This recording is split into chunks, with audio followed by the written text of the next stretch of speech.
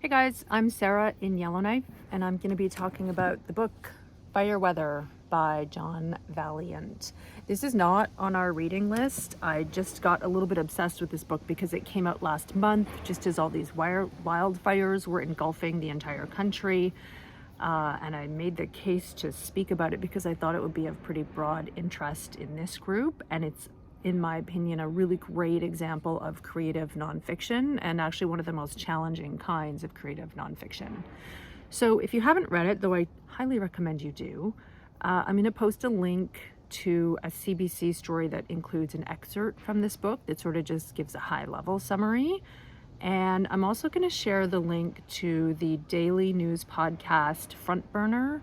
That's the CBC podcast. It comes out every day. It's about a half hour long, and it talks about one of the issues of the day. And the May 17th episode features this author talking about his book. You may have also just heard him on local radio shows because this book came out at the absolutely perfect time. The reason I want to talk about this book is because we've talked a bit about the personal to the public and how people sort of take their own stories and their life stories and expand them into broader public interest pieces. And this is actually the reverse. This is a story where someone's taken a public issue and really personalized it, like brought it down to human scale in order to try to make that issue resonate. I think that's something a lot of creative nonfiction writers do. And if you're not a journalist, it might be a mystery how that happens and how you find those people.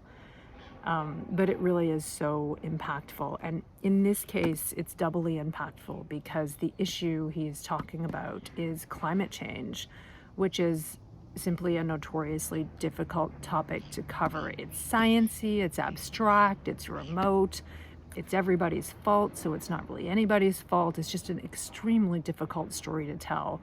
And this is one of the rare examples of a book that does the job. I'll give you a quick summary. So this book is about the Fort McMurray fire of 2016, which for me was absolutely unforgettable. I will never forget watching those videos, the convoys of vehicles driving out of Fort McMurray and through that gauntlet of fire. One of the reasons that was so terrifying for me is that I live in Yellowknife. I don't know if you can see how hazy and smoky it is here today. But I absolutely can smell smoke. We've had smoke here for the last several weeks. It was fascinating to me to see the smoke over New York City. I don't want to say that's normal, but we did experience that here in 2014, 2 years before Fort Mac. We had what we've called the Summer of Smoke because it was such an extensive, frightening wildfire season. But the difference then was that we didn't actually feel threatened. There was maybe one day when people in Yellowknife got worried we might have to seriously think of a way to get out of town. And then the situation kind of passed. But after 2016, we look at things in a very different way. For example, this year there's been 3 communities in the NWT already evacuated because of fires, one of which is very small, it's fewer than 100 people. All of their residents are hunkered down in a different town, sort of waiting to see if their community is going to be overrun by fire. And that could happen in a matter of days. The fire in that case is 100 kilometers wide. It's one of the biggest fires we've ever seen in the territory, and it's just enormous. So that's what Vaillant is talking about in Fort McMurray, which I'm sure you all remember. What I didn't know about the Fort McMurray fire is that was the biggest mass fire evacuation in modern history at that time. 90,000 people were rushed out of their homes in a single afternoon. Miraculously, nobody died in that evacuation or that fire. And 2,500 buildings were ultimately destroyed. And the fire became known to the people attempting to fight it as the Beast. And the reason they called it the Beast was because that fire burned hotter and faster than anyone had seen before. And that is because of climate change. Temperatures are warmer, things are drier, there's more carbon dioxide in the atmosphere. Fire simply burns hotter. Fire jumps over rivers in ways that would have been inconceivable in the past. Fire just has a lot more power than it has historically. That's the high level outline. I want to just describe the structure of this book, because a lot of what we're talking about in this class is how you get this stuff into a manageable piece of writing. This book's really interesting. It's broken into 3 sections. So the very first is primarily about the fact that the Fort McMurray fire happened in Fort McMurray, which is one of the most interesting little corners of the planet, not frequently seen or visited by outsiders. It's all privately owned, for one thing, but one that has had a huge and visible impact on the earth there, and of course is having an invisible impact on our earth everywhere, and is just simply, for an environmentalist writer like John Vaillant, is simply too rich of a story not to get into.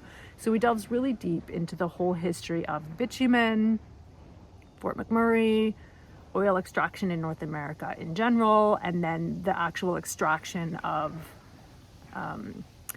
oil from the tar sands, which we know is a somewhat crazy process, extremely energy intensive, labor intensive, machine intensive. He also just gives a really interesting description of Fort Mac itself, which is kind of a unique city in human history because it's a working city, but with families, not a company town, and very young population, a very self-selected population, and an extremely rich population. So if ever you could imagine a town where people might feel like they could just easily battle a fire and carry on, it would be Fort McMurray. So there's some irony there too in what happened, and obviously just irony in the situation that it's a oil extracting town. So that's the first section. The second section is the play-by-play, and I'm going to just describe this as the disaster movie section because it really does follow in this tradition of disaster narratives. It's a play-by-play. We meet a whole bunch of individual characters. Actually, the very first person we meet in this book is a woman who's getting dressed. She's all excited. It's May, it's warm. She's putting on high heels for the first time that spring. She's going to her job out at Suncor, out at site, they call it.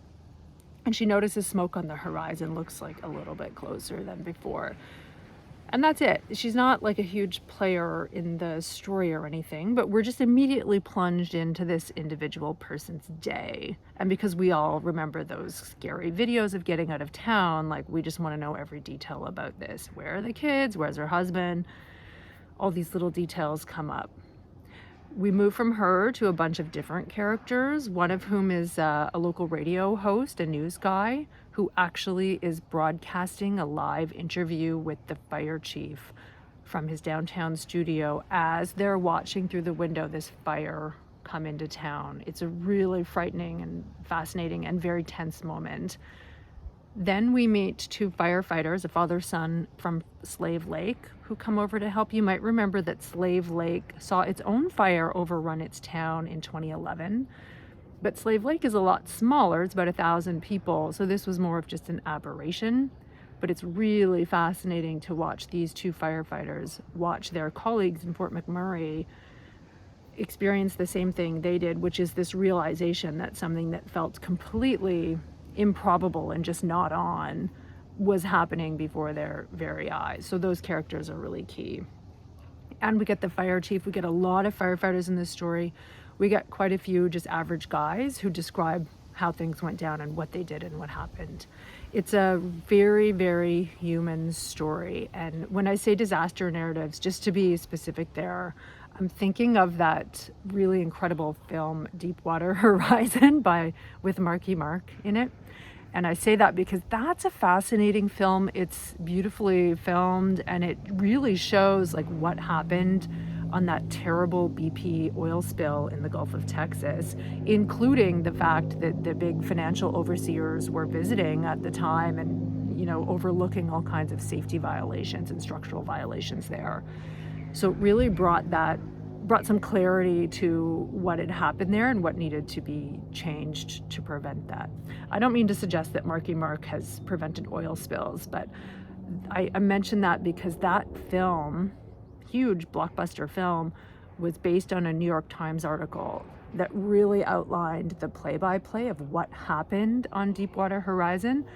And that's what we have here in Fire Weather. We've got a really detailed play-by-play of what happened. And there's a whole section in this book as well about climate change, explaining the science behind why it's hotter, why it's drier, and also the title, which is Fire Weather. It explains the fact that fires are now so hot and huge, they create their own weather. I've seen it actually. We had a pyrocumulonimbus cloud here a couple of weeks ago, blackened our sky at 3 p.m. on a Sunday. That's actually a new phenomenon. That's something that was not seen on Earth before about 2009, and it's directly related to climate change. And getting me to care about that, I'm not a science person, and I hope any science people out there are not cringing their way through this video, but I just find it really difficult to care about science until it affects me in some way. I actually have a friend in my book club who said once, I can't remember what we were reading, but we were reading a book and she said she found it just too boring. She was just flipping through the pages to learn more about their relationships. I thought that was a really good summary of what I myself, but also just lots of people are doing when they're reading books. We want to know about people's lives. It's just a simple fact. And I love the way this book brings people's lives into a much bigger story. But I'm trying to talk about structure. So the last part of this book is actually a somewhat investigative journalism piece that talks about who knew what when in terms of the big oil companies who've all, of course, invested in Fort McMurray, and how they sort of worked to conceal, derail plans to attack this issue of carbon dioxide buildup. I've already said I really admire this book for the fact that it brings us into a human story that we're all sort of seeing and feeling. We're seeing the smoke, we're feeling the fear of those people in Halifax. This is just a perfect example to me of making the public personal, which I think is a really great goal for creative nonfiction. But the reason I'm talking about that structure is because I also think there's a problem that's kind of raised in this book. And maybe it's just a small problem. In the grand scheme of things, it certainly is. But I realized at the end of this book that the reason these 3 sections are separated out is because almost all of the people that John Vaillant interviews about their experience in the fire work in the oil sands, and I cannot imagine they want to be connected to a book calling for the end of oil, which this book very clearly is doing. So I thought I would just raise that as sort of a question in this book. Does that matter? Do these people want to be in this book? I wonder, I guess the question for you guys is, what do we owe the sources in a story like this? I picked up this book expecting it to be just about the Fort McMurray fire. I was surprised to see these 2 separate sections on science, climate, and evil oil companies. And I suspect it's an attempt to separate. You know, normally you'd expect to see the action interwoven with the reflection and the fact, as Lee Gutkin sort of outlines really clearly. That's how you keep people in that gripping play-by-play narrative while learning stuff that's immediately relevant.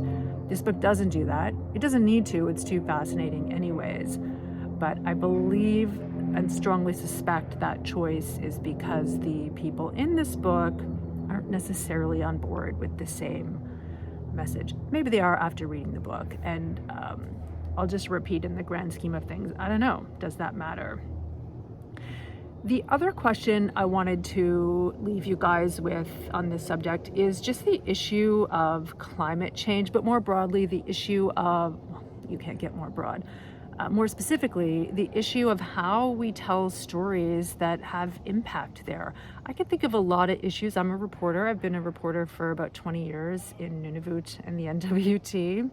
We have a lot of stories we care about really deeply that we find really difficult to get traction on. So housing, income inequality, education inequality. It's really, really challenging to get a human story out of those. The one story I would say that's been successfully brought to the fore in my time in the North is high food prices and the hardship that puts on families, for obvious reasons that we can feel for those families. But we've had real struggles in getting impact on other stories, including climate change, which has been a story in the North since the early 2000s because the changes were simply extremely visible in melting ice, changing ice conditions, lots of accidents, lots of deaths actually.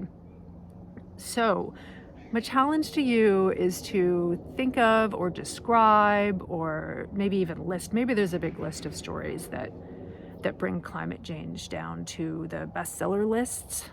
I guess Elizabeth Colbert sort of did that. That's my challenge. I'm going to leave it there and thank everybody for listening.